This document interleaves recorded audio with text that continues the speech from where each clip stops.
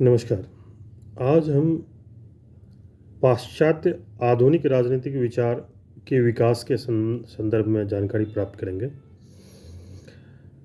वस्तुतः प्राचीन यूनान से लेकर मध्य युग तक जो पश्चिम का राजनीतिक विचार था, वो मुख्यतः दो चीज़ों से प्रभावित था, या उनकी सीमाएं या उनका आधार, उनका स्वरूप जो है, दो चीज़ें निर्धारित करती थी। पहला था नगर राज्य का स्वरूप तथा दूसरा तर्क प्रधान यूनानी प्रतिभा। इन दोनों का गहरा प्रभाव था इस चीज़ पे। नगर राज्य जो छोटे छोटे राज्य होते थे, नगर राज्य यूनान की एक प्रमुख विशेषता थी। एथेंस और स्पार्टा जैसे नगर राज्य वहाँ काफ़ी प्रसिद्ध हुआ करते थे। जबकि दूसरी तरफ मध्य युग में एक ऐसे विश्वव्यापी समाज की धारणा वाला था, जिस समाज के ऊपर दो शक्तियों प्रमुखता थी, जिन दो शक्तियों की प्रमुखता थी। मध्यकालीन विश्वव्यापी समाज की अवधारणा में दो शक्तियों की प्रमुखता थी, पहला पोप, दूसरा सम्राट। और मध्य युग की एक खासियत थी, या एक सामान्य विशेषता थी, या एक आप कह सकते हो मुख्य विशेषता थी, कि मध्य युग में यह विश्वास था कि विश्व में जो मानव का स्थान निश्चित करना तथा उसका नैतिक कर्तव्य की परिभाषा करने वाला जो अंतिम और सर्वोच्च शक्ति है, वो चर्च है, या आप कह सकते हैं धर्म है। इसका अर्थ यह था कि आस्था जो है या धार्मिक ज्ञान जो है, वह तर्क से श्रेष्ठतर है। दूसरा, मनुष्य के सांसारिक हित है, वह धार्मिक लक्ष्य के अधीन हो। ऐसी दो मान्यता थी। इस मान्यता का स्वाभाविक परिणाम था कि सम्राट और राजा जो है, वो चर्च के नियंत्रण या अधीन माने गए, या उनकी आध्यात्मिक सत्ता के अधीन माना गया। लेकिन 14वीं सदी में इसमें संघर्ष पैदा हुआ, चर्च और साम्राज्य के बीच में, पोप तंत्र और साम्राज्य के बीच में। और इस संघर्ष में जो है एक नवीन दृष्टिकोण का जन्म हुआ, जो वस्तुतः अरस्तू की भावना से भरा था और इस बात पर जोर देता था कि राज्य अपने आप में एक सक्षम संस्था है और चर्च से स्वतंत्र है। इस विचार को मर्सिलियो ऑफ पेडुआ ने चरम सीमा पे पहुंचाया। उन्होंने जो राजनीतिक विचार प्रतिपादित किया, उसमें मुख्य बिंदु था कि राज्य को चर्च से स्वतंत्र होना चाहिए। राजनीतिक व्यक्ति का संबंध नागरिक से या लोगों से है। कानून समुदाय या उनके प्रतिनिधि द्वारा बनाया जाना चाहिए, न कि पोप द्वारा। पोप को केवल आध्यात्मिक सत्ता प्राप्त है, न कि राजनीतिक सत्ता। ये विचार बाद में काफ़ी विकसित भी हुआ, और इस विचार के सफलता के कारण राष्ट्रीय राज्यों के स्वरूप का विकास हुआ, उदय हुआ, और उसके स्वरूप का विकास हुआ, और मध्य युग का अंत हुआ। राष्ट्रीय राज्यों के विकास के साथ जो राष्ट्रवाद की भावना तथा व्यक्ति की स्वतंत्रता पर जोर देता था, के द्वारा आधुनिक युग का सूत्रपात हुआ। 1343 ईस्वी में जब मर्सिलियो ऑफ पेडुआ की मौत हुई और 1468 जब मैकियावेली का जन्म हुआ, इन दोनों अवधि के बीच में जो समय व्यतीत हुआ, उसमें यूरोप में एक महान बौद्धिक एवं आध्यात्मिक क्रांति हुई थी, जिसको पुनर्जागरण कहा जाता है। यह पुनर्जागरण जो है उथल पुथल से भरा हुआ था। इसमें दोनों राजनीतिक सत्ता के दोनों दावेदार, साम्राज्य और पोप तंत्र, दोनों के सम्मान का ह्रास हुआ, कमी आई, और राष्ट्रीय राज्यों का उदय हुआ। ये राष्ट्रीय राज्य अपने आप में एक अलग पहचान, महत्व लेकर विकसित हुए, और इन राष्ट्रीय राज्यों ने जो साम्राज्य के अंतर्गत छोटे छोटे सामंत थे, सामंतों में बटी राजनीतिक शक्ति को अपने हाथों में लिया, और अपने अधीन क्षेत्र में के सभी व्यक्ति तथा सभी बातों के ऊपर निरंकुश अधिकार का दावा करने लगा। अब निरंकुश अधिकार क्या था? निरंकुश अधिकार का मतलब था कि इसके ऊपर किसी भी धार्मिक सत्ता चर्च का नियंत्रण नहीं हो सकता है। वह संप्रभु है, स्वयं सक्षम है और उनके ऊपर कोई नियंत्रण नहीं है। इन राष्ट्रीय राज्यों के ऊपर किसी का भी नियंत्रण नहीं है, जैसा कि पहले हुआ करता था कि राज्यों के साम्राज्यों के ऊपर जो है चर्च की सत्ता मानी जाती थी, पोप तंत्र का नियंत्रण माना जाता था। और यह निरंकुश शक्ति का यह दावा जो है और स्वरूप जो है एक नई चीज़ थी। शासन संबंधी मानव विचारों में शासन से संबंधित जो मानव के विचार थे उसमें एक क्रांतिकारी कदम था, क्योंकि इससे पहले इसकी कल्पना नहीं करी जा सकती थी कि चर्च से स्वतंत्र राज्य का या साम्राज्य का या राजनीतिक शक्ति का कोई अस्तित्व है। जिस नवीन निरंकुश राज्य की अवधारणा का विकास हो रहा था उसका जो चरित्र था वो चरित्र में जो है धर्मनिरपेक्ष और राष्ट्रीय था, न कि साम्राज्य की तरह विशाल और न ही सामंत की तरह स्थानीय। इसकी धर्मनिरपेक्षता राजनीति और धर्म का पृथक पृथक होना था, न कि आधुनिक जो धर्मनिरपेक्षता की परिभाषा है वो नहीं है, बल्कि चर्च से मुक्ति, चर्च से के नियंत्रण से बाहर।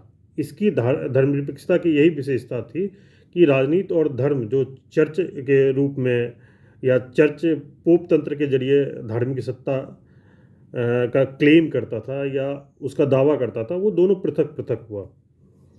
चर्च से पूर्ण स्वतंत्रता मिल गई। राज्य अपने राष्ट्रीय चरित्र के आधार पर एक पृथक और स्वतंत्र इकाई का दावा कर रहा था।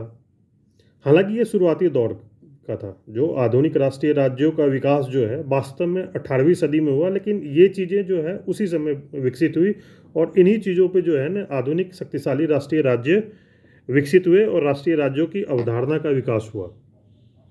वस्तुतः यूरोप के आर्थिक परिवर्तनों ने ही वो आधार तैयार किया जिससे राष्ट्रीय राज्यों की प्रणाली की शुरुआत हुई और नूतन विचारों का जो आधुनिक राजनीतिक चिंतन का भी विकास हुआ। उसमें सबसे जो प्रमुख माना जाता है वो है यातायात के साधनों का विकास। इसने राजाओं को अपने अधिकार क्षेत्र को बढ़ाने और उन पर नियमन को बढ़ावा दिया।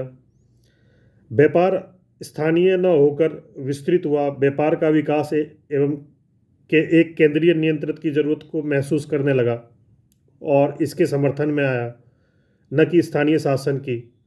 नए व्यापारिक वर्ग प्रत्येक संभव बाजार तक पहुंचना चाहता था, उसके पास पूंजी थी और वह अपना कल्याण सामंतवाद के विनाश में देखती थी। उसने राजा का साथ दिया और उसके शक्ति के बढ़ोतरी में सहयोग करा। 16वीं सदी के प्रारंभ तक निरंकुश राजतंत्र जो है यूरोप की एक सामान्य शासन पद्धति बन गई। इस नवीन राज्य प्रणाली ने जो निरंकुश राजतंत्र के रूप में स्थापित हुई थी, इन्होंने सामंतवाद को खत्म कर दिया और चर्च को भी अपने अधीन ले लिया। चर्च को की कानूनी सत्ता अब जो है लगभग लुप्त हो गई। दूसरा कारण जो है राष्ट्रीय राज्यों के विकास में माना जाता है या आधुनिक राजनीतिक चिंतन, उससे संबंधित आधुनिक राजनीतिक चिंतन का, वो है कि विचार जगत में जो है एक क्रांति जो है आई थी। नूतन विचारों का आगमन हुआ था जिसने जनमानस को नए तरीके से सोचने का मौका दिया और आधार प्रदान किया और परिवर्तन की जनभावना को तैयार करा। नवीन भौगोलिक खोजों ने, जिसमें वास्को डी गामा, कोलंबस आदि जैसे खोजी थे, उनकी खोजों ने भूगोल से संबंधित अवधारणा, जो धार्मिक अवधारणा, जो प्राचीन अवधारणा थी, वो खत्म करी। इसने जो है कि चीज़ों को, विश्व को जानने की उत्सुकता को बढ़ावा दिया जनमानस के अंदर। इसके कारण से जो है कि विचारों में भी जो है ना एक नए विचारों में भी एक नई ऊर्जा आई और परिवर्तन के लिए जो है वैचारिक आधार प्रदान किया। जो एक अन्य और कारण है जिसके कारण से जो राष्ट्रीय राज्यों की अवधारणा और नवीन राजनीतिक विचार का विकास हुआ था, उसमें प्रिंटिंग को भी माना जाता है, मुद्रण कला के विकास के आविष्कार को भी माना जाता है। इससे क्या हुआ कि अध्ययन सामग्री और ज्ञान का जो है ना आदान प्रदान काफ़ी बढ़ा और इसका प्रसार भी हुआ। या कुछ लोगों तक सीमित न रह के या बड़े स्तर पर जो है ना, उससे बड़े स्तर पर जो पहले था ज्ञान का जो दायरा था, उससे ज़्यादा व्यापक और जनमानस तक जो है ना ये पहुंचा इस माध्यम से। इससे जो है एक जनभावना या कह सकते हैं कि एक जो है नए जो है विचारों को समर्थन, जन समर्थन और उसके पीछे ताकत जो है ना उसका विकास हुआ, जिसके कारण से अंततः जो है राजनीतिक संस्थाओं में भी परिवर्तन और राजनीतिक संस्थाएं भी परिवर्तन हुई। ये प्रिंटिंग प्रेस के कारण ही हुआ कि क्योंकि इसके कारण से जो है ना जो ज्ञान था उसका दायरा बढ़ा, मतलब उसके ज़्यादा लोगों तक वो उसके कारण से पहुंच पाया। इन सभी ने, इन चीज़ों ने, जैसे नवीन भौगोलिक खोजों ने, यातायात के साधनों के विकास ने, प्रिंटिंग मुद्रण कला के आविष्कार ने जो है ना, इन चीज़ों ने जिस तरह की परिस्थितियों का, जिस तरह के समाज का या जिस तरह के वातावरण का निर्माण किया था, उसने आधुनिक यूरोप को जन्म दिया। और आधुनिक यूरोप को जन्म देने के लिए जो दो महत्वपूर्ण घटना हुई थी, जो दो महत्वपूर्ण घटना है, उसको घटित होने के लिए आधार तैयार करा, वो था पुनर्जागरण और रिफॉर्म, सुधार। पुनर्जागरण का मुख्य केंद्र इटली माना जाता है। पुनर्जागरण का शाब्दिक अर्थ जो है पुराने ज्ञान का फिर से जगना, या कह सकते हो कि आप फिर से जो है कि पुराने विचार का पुनरुत्थान।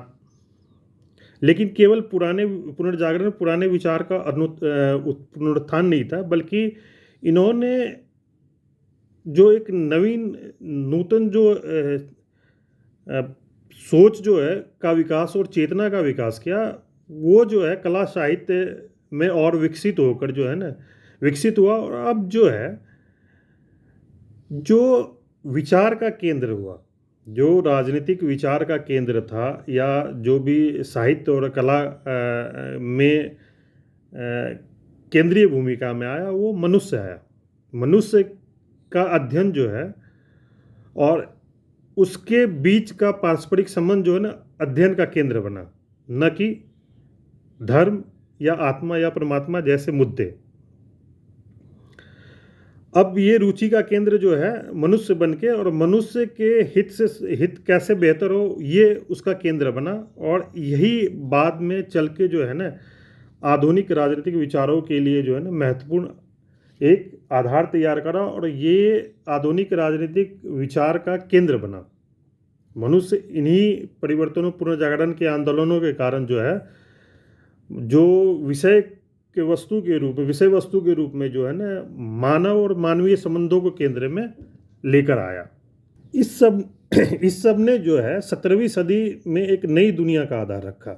इस दौर के जो महान राजनीतिक विचारक हुए, उसमें मैकियावेली, जिनका जन्म 1468 में हुआ, मार्टिन लूथर, जिनका जन्म 1483 में हुआ, जॉन कैल्विन, जिनका जन्म 1508 में हुआ, जीन बोदा, जिनका जन्म 1530 में हुआ, ह्यूगो ग्रोसियस, जिसका जन्म 1583 में हुआ, टॉम हॉब्स, जिनका जन्म 1588 में हुआ, जॉन लॉक, जिनका जन्म 1632 में हुआ, जीन जैक्स रूसो, जिनका जन्म 1712 में हुआ। ये उस समय के महान पश्चिमी राजनीतिक विचारक हुए, जिन्होंने ये राजनीतिक विचार को एक नई दिशा दी, और जिसके आधार पे आज आधुनिक राजनीतिक संस्थाएं का स्वरूप निर्धारित हुआ।